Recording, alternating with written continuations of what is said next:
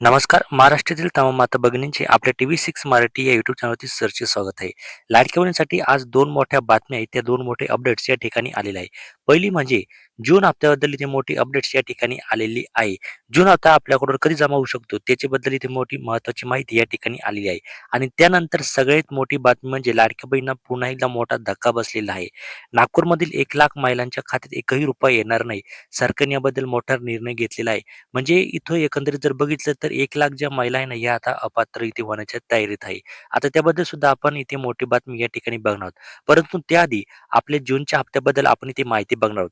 बघा, जो जून महिन्याचा हप्ता आहे ना, हा जून महिन्याचा हप्ता येत्या 1 ते 15 जुलैच्या दरम्यान आपल्या अकाउंटवरती जमा होण्याची शक्यता इथे वर्तवण्यात येत आहे.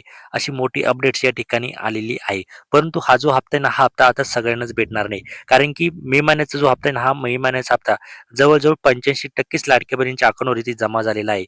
इव्हन जर आपण बघितलं तर अशा लाडक्या बहिणींना इथे जो मार्च आणि एप्रिलचा हप्ता आहे ना, हा हप्ता भेटलेला असून सुद्धा काही-काही लाडक्या बहिणींना मे महिन्याचा हप्ता जो आहे ना, तो इथे भेटलेला नाही.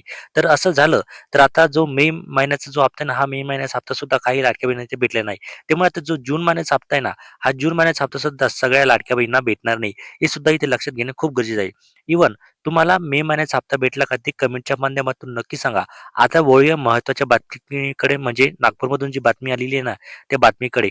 बघा, लाडकी बहीण योजना महाराष्ट्रात सध्या चर्चेचा विषय ठरलेला आहे. या योजनेचा लाभ महाराष्ट्रातल्या कोटीहून अधिक महिलांनी घेतलेला आहे.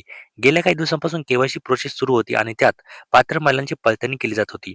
त्यातच आनंदाची बातमी म्हणजे 15 जूनपासून लाडकी बहिणीच्या खात्याचे पैसे आहे ना, मे महिन्याचा हप्ता हा पडण्यास सुरुवात झालेली होती. पण आता लाडक्या बहिणींना मोठा धक्का इथे बसणार आहे. आता या ठिकाणी आपण बघणार आहोत, की कोणत्या लाडक्या बहिणींचा जो लाभ आहे ना, हा इथे बंद झालेला आहे.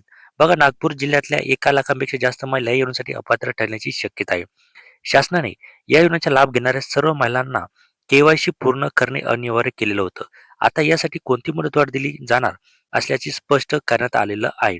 तपासणी दरम्यान काही महिलांनी चुकीची माहिती देऊन किंवा उत्पन्नाबद्दल खोटे दाखले देऊन या योजनेचा लाभ घेतल्याची माहिती समोर आलेली आहे. याच्यासाठी शासनाने आयकर विभागाने आरटीओच्या डेटाबेसचा वापर करून पडताळणी केली आहे. ज्या कुटुंबातले सदस्य आयकर भरतात किंवा ज्यांच्या नावावर चारचाकी वाहन आहे, अशा महिलांना योजनेच्या नियमानुसार अपात्र ठरवण्यात आलेलं आहे. बघा, इथे जर आपण एकंदरीत जर बघितलं तर आता असं वाटतंय की जिल्ह्यावाईज जे आहे ना, हे पडताळणी सुरू आहे.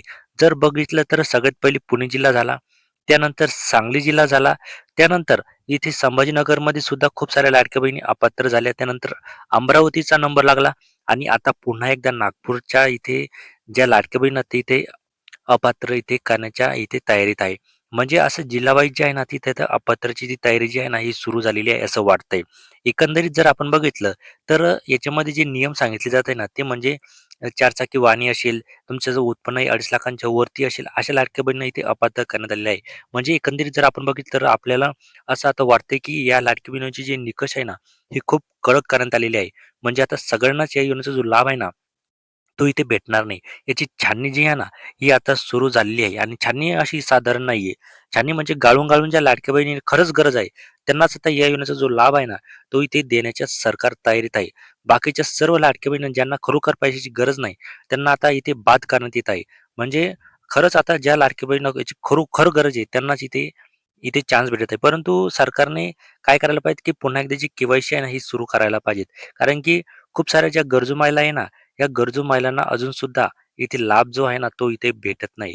का त्यांना सुद्धा इथे एक चान्स इथे भेटायला पाहिजेत, असं आपल्या चॅनलच्या मार्फत आपल्याला वाटतंय. तुम्हाला काय वाटतंय? एक चान्स भेटायला पाहिजे का ते कमेंट करून नक्की सांगा. चॅनलवर नवीन असेल तर सबस्क्राईब करा. भेटूया एका पुढच्या नव्या व्हिडिओमध्ये. तोपर्यंत धन्यवाद.